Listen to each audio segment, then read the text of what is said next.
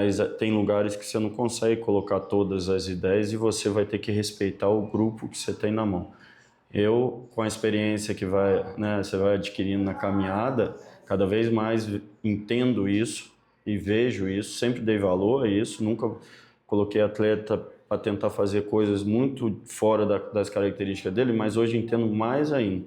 Então, na Inter, esse processo que você citou, da gente tomar pouco gol, a gente precisava ter uma equipe com muita consistência defensiva e uma equipe que aos poucos fosse ganhando verticalidade na parte ofensiva.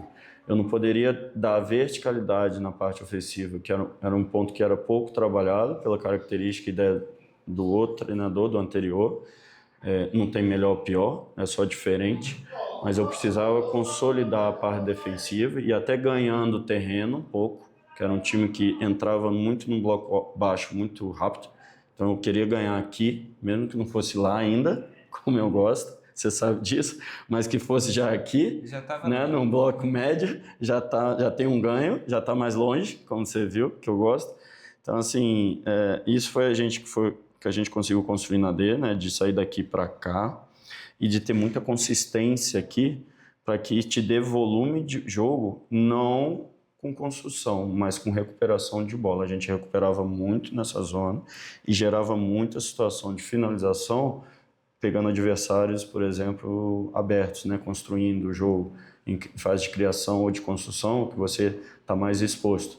Então a gente foi ganhando essa verticalidade aos poucos, mas com essa consistência. E o grupo da Inter tinha essa característica, ser um time forte fisicamente, principalmente no mata-mata que a gente disputou, e que tinha essa característica de poder sair forte numa transição.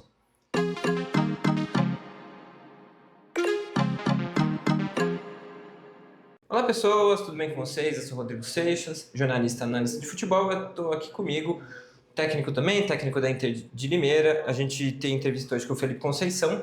A gente vai falar bastante sobre tática, né? Eu já fiz uma prancheta aqui com o Pedro Caixinha, agora a prancheta com o técnico Felipe Conceição. Primeiro, a pergunta que eu preciso fazer para todo mundo, até para explicar por que eu uso isso daqui. O por quanto essa mesa ou prancheta é importante para você no seu trabalho e quanto você usa ela no seu dia a dia com os jogadores. Primeiro agradecer o convite, é um prazer estar contigo. O Rodrigo é uma pessoa, um dos poucos que a gente consegue ler, né, realmente sobre futebol nas suas páginas, nas suas citações, nos seus estudos. Então é um prazer estar contigo e falar sobre futebol. Bem, a prancheta visualmente para o atleta de futebol, ele vem desde a formação dele visualizando um quadro tático como esse. Então essa parte visual do aprendizado é importante e a gente usa tanto em preleção quanto no dia a dia, nos treinamentos, né? Tem lugares que usam já uma TV dentro do campo de treinamento, né? Um tipo mais moderno de demonstrar, mas esse quadro tático é o que a maioria usa, a maioria dos clubes no Brasil usa, a maioria dos treinadores, e você carrega dia a dia também nos treinamentos, nas pausas, né, de treinamentos táticos que você precisa demonstrar a questão tática de posicional, principalmente, é utilizado. Então, agora até para a gente começar com base no seu estilo de jogo, eu até te mostrei agora há pouco e vou até mostrar para vocês aí também, uma linha entre jogo posicional e relacional, pode chamar de funcional também. A gente tem falado um pouco mais disso nos últimos anos, principalmente por causa de Guardiola, e aqui na gente por causa do Diniz. O Diniz ele quebrou para o outro lado. E eu vou fazer isso com os treinadores também. A minha ideia é o próprio treinador escolher onde ele se encaixa nessa linha. Correto. E conversando com você, você falou que você se encaixa entre o Klopp e o Guardiola nessa minha linha que eu criei aqui, né? Isso. Foram dois treinadores que me inspiraram bastante, até pelo sucesso que tiveram, né? Para mim, nas última década, um pouco mais, né? Das últimas 2 décadas, vamos botar assim, são os dois maiores treinadores do mundo, na minha opinião. E influencia, claro, os outros treinadores, né? Guardiola com um jogo mais posicional, um jogo mais com a posse, com variação de ritmo, e o Klopp bem acelerado, né? Um jogo agressivo tanto na parte defensiva quanto na parte ofensiva. Caracterizava também a filosofia do Red Bull, onde a gente trabalhou e foi implantar esse tipo de filosofia. A gente já fazia no América Mineiro, Então, tem bastante coisa do Klopp, um pouquinho do Guardiola, vamos botar assim. Quando a gente fala em futebol, hoje a gente tem um lado um pouco mais pensado no estratégico, né? Nas mídias, dentro dos clubes eu acho que também. E a gente pensa o jogo hoje, acho, muita gente fala mais o jogo em 4 fases, né? Tem a fase inicial aqui, que hoje dá para usar o tiro de meta, até porque o tiro de meta mudou um pouquinho, então você tem um pouco mais de controle sobre ele. Exatamente. Depois você tem a fase de construção, que seria aqui um pouquinho antes do meio. Aqui a parte mais de criação e finalização aqui. Perfeito. E quando você monta o time, tem alguns técnicos que falam que quanto mais para trás o time está na fase de construção ou de iniciação, mais ele consegue treinar e adaptar do que na fase final, onde o jogo fica um pouco mais caótico por conta de adversário e por conta de circunstâncias. Você vê assim também ou não necessariamente? Você consegue treinar todas as áreas e trabalhar todas elas? Eu linko, né, essa fase 1 do tiro de meta, eu linko ela junto com essa de construção. Né, você como está numa fase inicial, aqui eu estou no 4-3-3, mas independe da estrutura, né? Então, essa fase inicial, eu chamo tudo de fase 1, tanto o tiro de meta quanto a fase de construção, que seria esse momento aqui, onde o adversário está num bloco alto ou numa meia pressão, né, no médio alto, que a gente chama. Então, essa fase, os conceitos são muito parecidos, vamos botar até iguais, né, dentro da minha construção. Por quê, Rodrigo?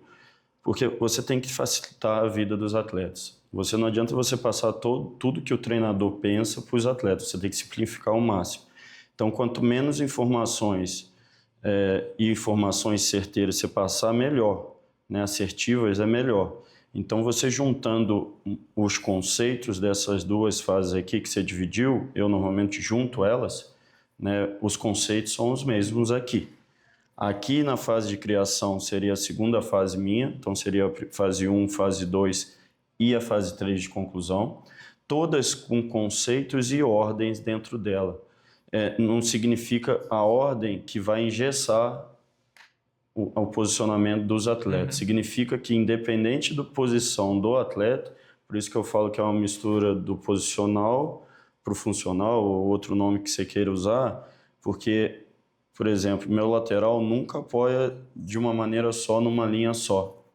Ele pode ter por fora, por dentro, mais por dentro ainda. Mas isso é uma opção que ele vai escolher ou você vai orientar Não, ele ou ele vai entender então, de acordo com o adversário? É isso. Primeiro você faz processo, né? Então a primeira etapa que a gente constrói a equipe, por isso às vezes você faz um 10-0, é você criar a relação entre os seus, entre os próprios atletas da sua equipe.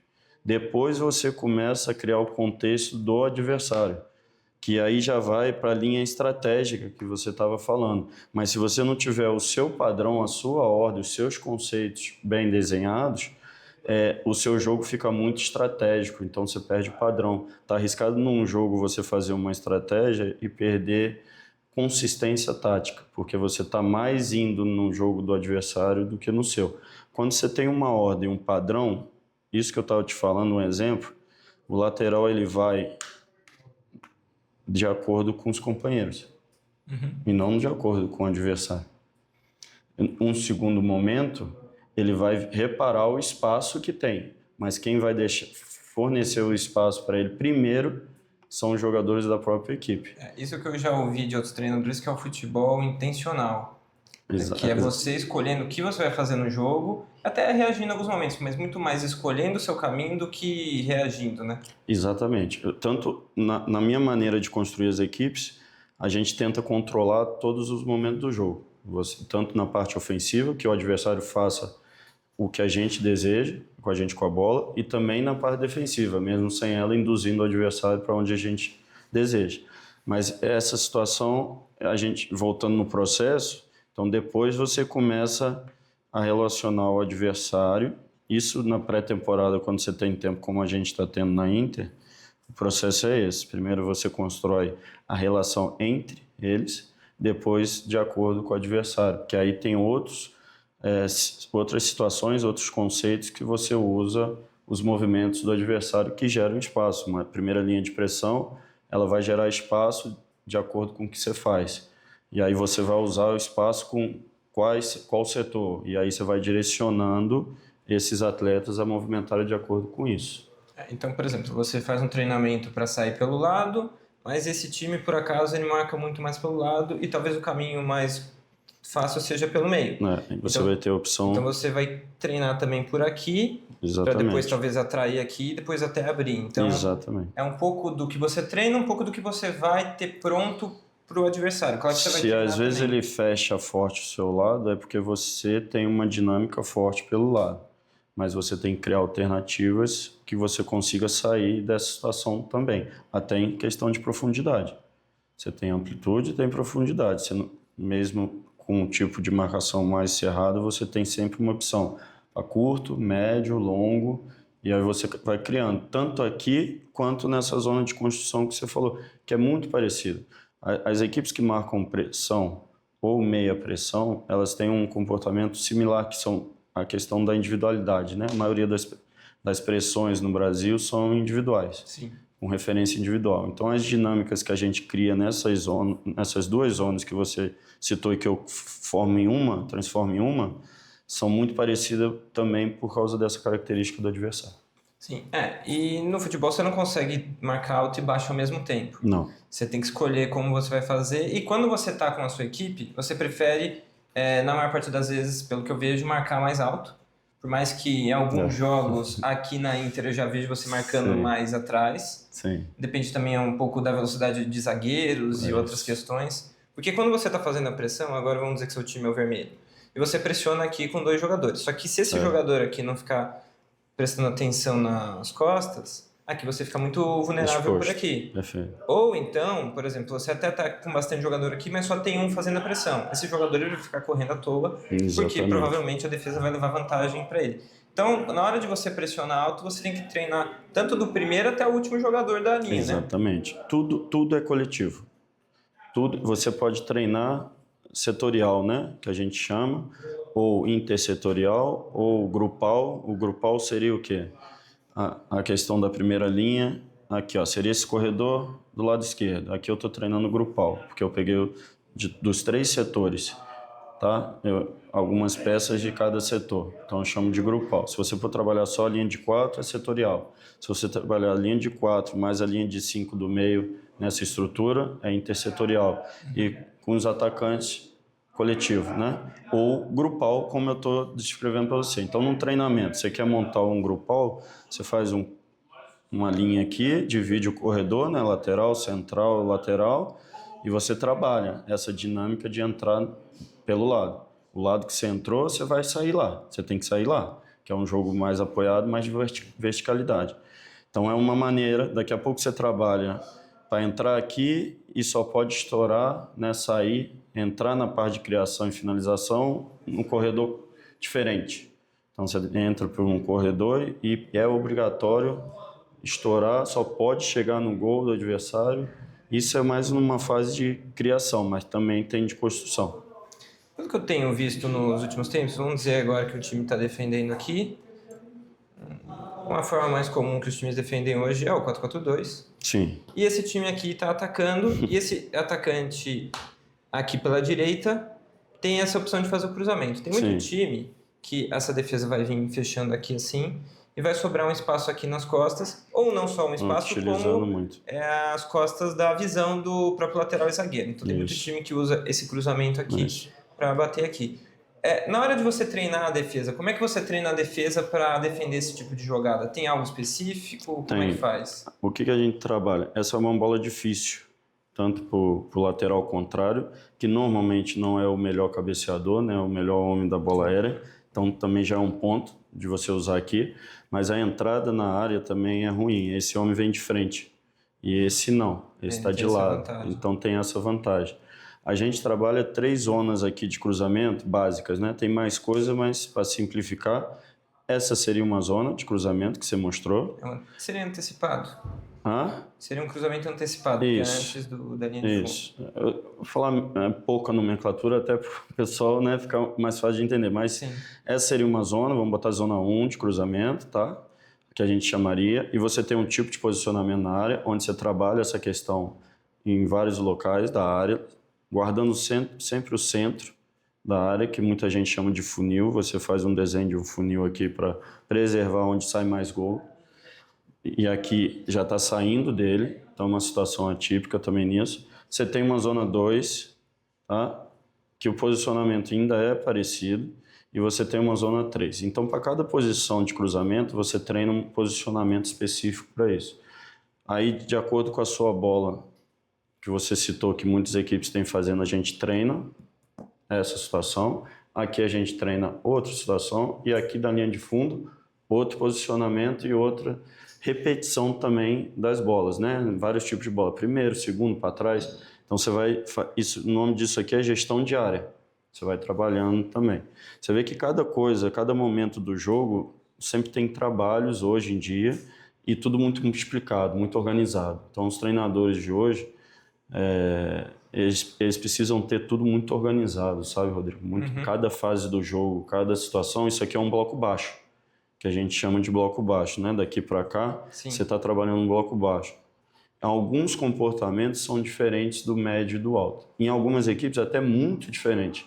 Então, olha a complexidade que é um jogo de futebol e quantas coisas você precisa trabalhar. Então, aquela coisa do treinador ter 3 semanas, 4 semanas de trabalho e ser mandado embora, ou ser cobrado. Então, como é que você trabalha tanto detalhe assim, né, para uma defesa em tão pouco tempo, né, jogando tanto às vezes?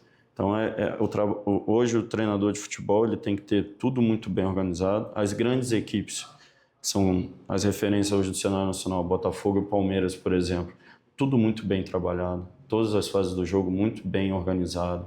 Então, é legal de ver trabalhos, né, médio e longo prazo, e com essas organizações, tudo bem padronizado. E isso não tira do atleta o talento, é o contrário. O atleta podendo pensar mais rápido, e ele só vai pensar mais rápido se ele está jogando dentro de uma organização.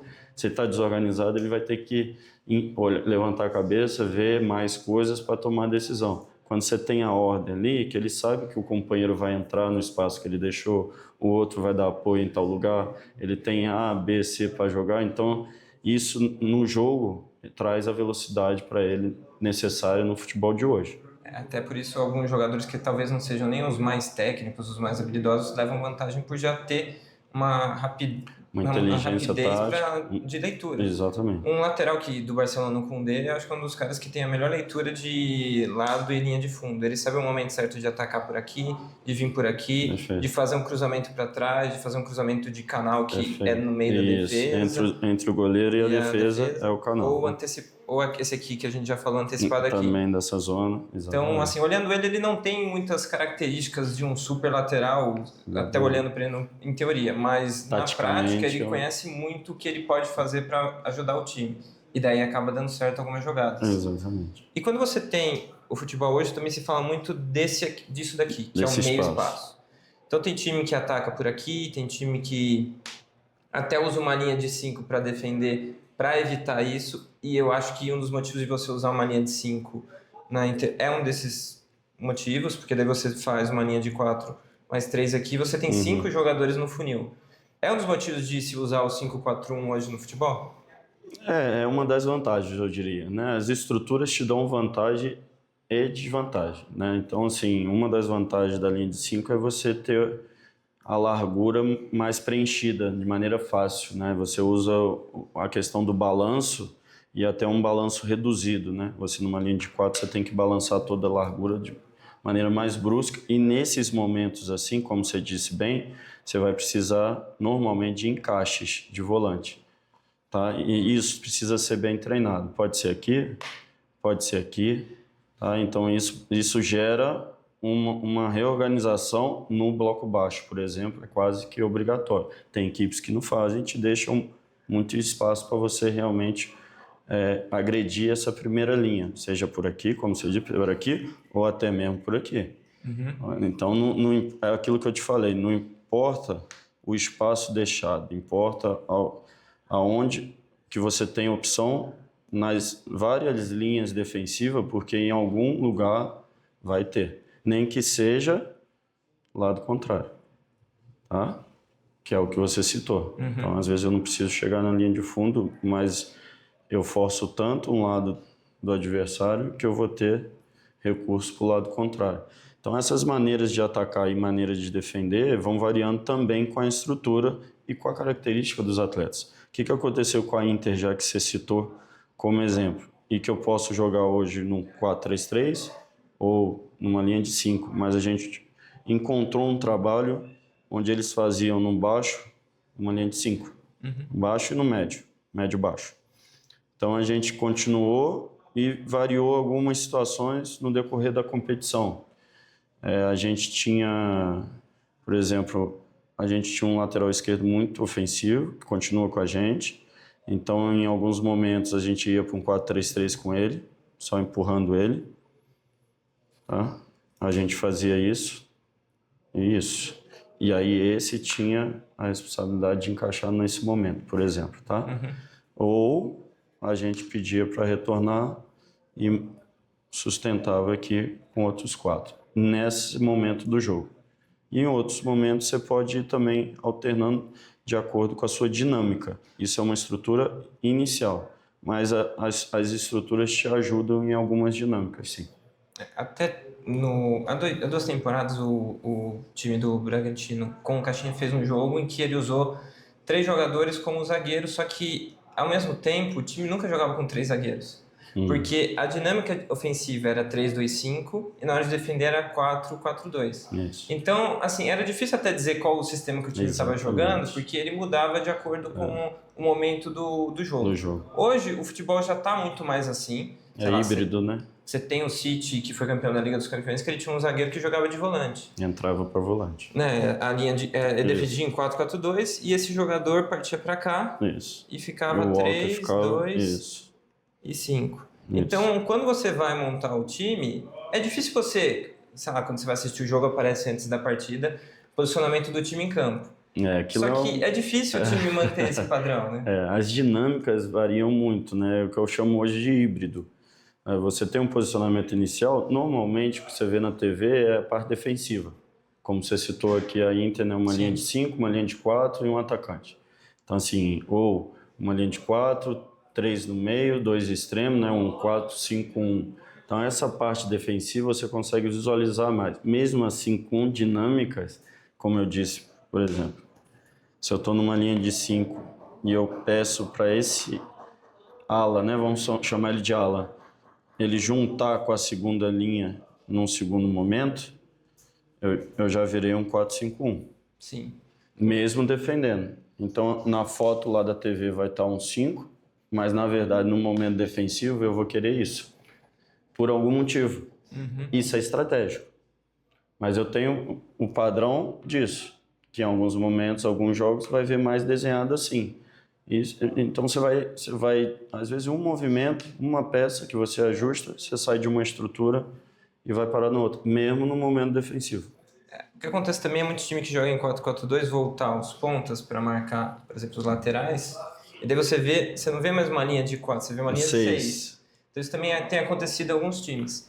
Eu acho que às vezes o time, que nem o time do Guardiola, às vezes ele trocava muitos passes para ele sair de um momento e ir para outro.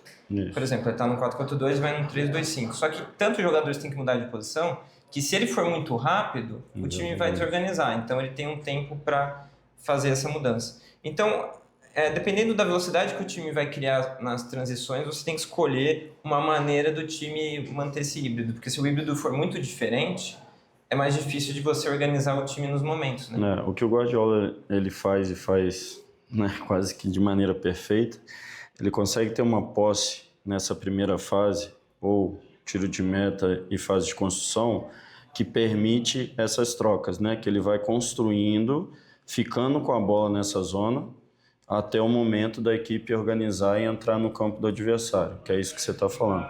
Ele tem uma arte de fazer isso de maneira muito boa. O problema é quando pega equipes como o Liverpool, do Klopp na época, quando conseguia enfrentar bem o Guardiola, justamente era aí que ele evitava. Hoje tem mais equipes conseguindo evitar essa situação. Então, assim, hoje você vê a dificuldade do time do Guardiola exatamente no que você está falando, dele ter essa tranquilidade de ir quebrando, né, a pressão aqui e ao mesmo tempo não ir agredindo o adversário para ele chegar nessa zona de criação. E aí sim, na zona de criação é que você citou, um zagueiro vai para o volante, um extremo abre, um ala sai, o outro não. E aí você formatou o sistema de criação, aí ele joga e busca os espaços para chegar na zona de finalização. Aonde está uma dificuldade hoje?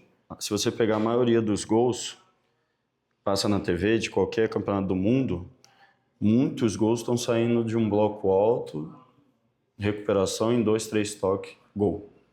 Então, assim, está acontecendo muitos erros de saída e está acontecendo muita boa pressão, vamos dizer assim, dos adversários com esses times que gostam de sair num jogo mais apoiado, mais de circulação, num ritmo mais devagar nessa fase. Então, você pegar aí qualquer campeonato... Botafogo e São Paulo, os 3 gols foram assim, que foi o último jogo do Hoje Campeonato tem Brasileiro. acontecido muito erro aqui. Isso é perigoso no nosso futebol um pouco, porque são tendências, né? Então, assim, o Diniz veio muito forte, conquistou muita coisa e ele trouxe um bocado disso. O Guardiola é muito forte, conquistou muito, trouxe um bocado disso. Então, acaba sendo algumas tendências mas que se tornam um pouco mais perigosas. Você vai vendo, pode ver aí, a maioria das competições, os blocos altos estão sendo bem feitos, então estão gerando muita recuperação de bola perto do gol. E essa situação de você exagerar aqui está gerando a possibilidade do adversário, que acaba se tornando um momento de chance de gol. Um bloco alto que está virando chance de gol. Antigamente era menos equipe. Como eu citei o Red Bull, o Red Bull tem essa característica, filosofia de jogo do Red Bull. Ele te impõe que você pressione, que você busque uma imposição até na marcação. Um dos pontos é de você recuperar essa bola na zona e chegar no gol bem rápido, né? Então, está acontecendo isso, é uma tendência do futebol moderno, essa subida para pressionar e bem feita e roubando muita bola. Então, cabe para todo técnico que quer sair curto trabalhar muito isso e trabalhar muito com os seus jogadores daquela posição, porque por mais que você possa perder a bola aí, você também está buscando outras vantagens. Às vezes você atrai o time aqui para você poder atacar as costas ou então, outras coisas. É questão de objetivo. Eu te falei que o Guardiola tem um objetivo, que aí vem dos conceitos, né? O Guardiola tem um objetivo de ir quebrando aqui para botar o adversário aqui. Eu, por exemplo, gosto de quebrar para aproveitar o espaço já deixado. Um jogo mais vertical, uma situação do que você falando, já que está exposto aqui, eu nunca tenho o objetivo de ter a posse aqui. Para desgastar o adversário, posso ter um objetivo de atrair o adversário, mas eu quero que ela chegue no gol do adversário. Então, assim, independente da fase ofensiva que eu faço, o meu objetivo sempre é visando o gol.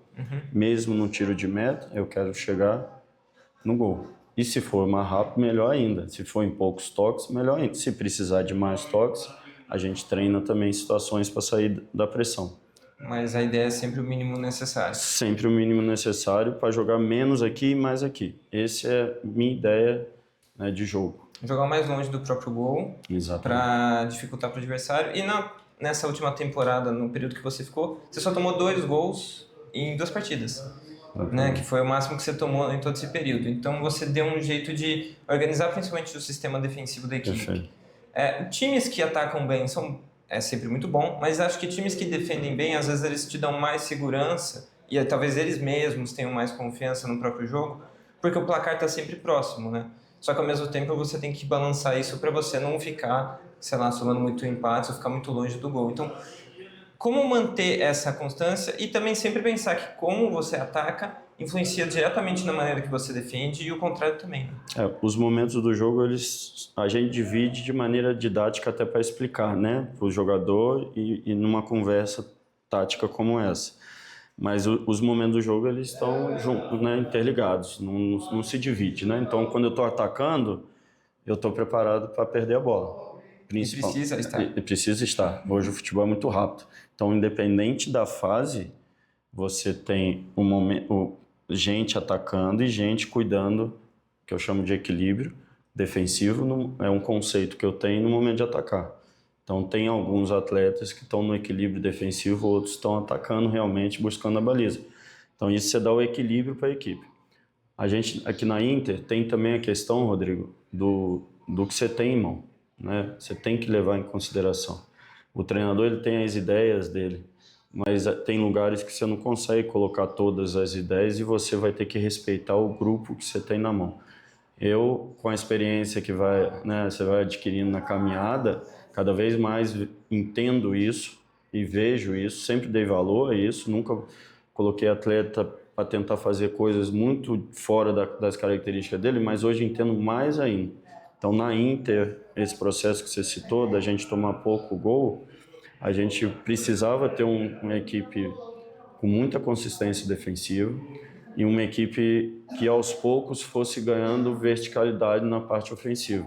Eu não poderia dar verticalidade na parte ofensiva, que era um ponto que era pouco trabalhado pela característica e ideia do outro treinador, do anterior. Não tem melhor ou pior, é só diferente, mas eu precisava consolidar a parte defensiva e até ganhando terreno um pouco, que era um time que entrava muito no bloco baixo, muito rápido.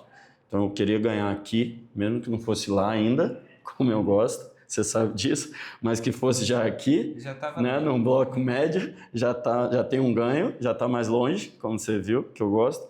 Então, assim, isso foi que a gente conseguiu construir na D, né, de sair daqui para cá e de ter muita consistência aqui para que te dê volume de jogo, não com construção, mas com recuperação de bola. A gente recuperava muito nessa zona e gerava muita situação de finalização, pegando adversários, por exemplo, abertos, né, construindo o jogo em fase de criação ou de construção, que você está mais exposto. Então a gente foi ganhando essa verticalidade aos poucos, mas com essa consistência. E o grupo da Inter tinha essa característica, ser um time forte fisicamente, principalmente no mata-mata que a gente disputou, e que tinha essa característica de poder sair forte numa transição. Agora eu vou para a última pergunta, que é um tema um pouquinho diferente. Hoje tem a bola parada no futebol, que como sempre teve, mas hoje ela parece muito importante. E você usa a prancheta na bola parada ou você prefere vídeos, outras referências? O que você prefere na hora de treinar a bola parada? Porque aqui você até pode posicionar tudo, mas você não tem tanto movimento de posicionamento de corpo e outras questões, né? Na bola parada a gente tem um posicionamento inicial, assim como marcação. Um fotograma, vamos botar assim, um estudo de fase, né? Como na Espanha se usa, né? O nome. Então, assim, na bola parada é a mesma coisa. E tem os pontos que você trabalha e organiza a sua defesa, além da ação. Aí a ação, como você disse, é vídeo. Mas a gente tem um posicionamento inicial para cada região da bola parada, um fotograma que o adversário está batendo a falta aqui, a gente tem um posicionamento, aqui é outro e escanteio é outro, por exemplo. Tá? Pode ser similar, pode mudar em algumas questões. Então a gente trabalha essa situação com imagem fixa, o fotograma que eu chamo, e com vídeo também na bola parada, tanto ofensiva quanto defensiva. Ótimo. Então, essa foi a entrevista com o nosso técnico aqui da semana, né, o Felipe Conceição. A gente vai trazer, sempre que puder, novas entrevistas, trazendo esse lado de prancheta. A ideia é não só fazer uma entrevista dele contando como ele gosta de futebol, como é que é a vida dele no clube, mas principalmente a parte de campo. Trazer o campo, o que ele gosta de fazer, quais são as referências, as principais escolhas que ele prefere ter na equipe estrategicamente, para poder trazer para vocês tanto esse lado estratégico e para poder pensar um pouco mais sobre futebol, que acho que é sempre o meu objetivo quando eu faço algum vídeo, quando eu trago algum convidado. Então é isso, espero que vocês tenham gostado, até o próximo vídeo e valeu!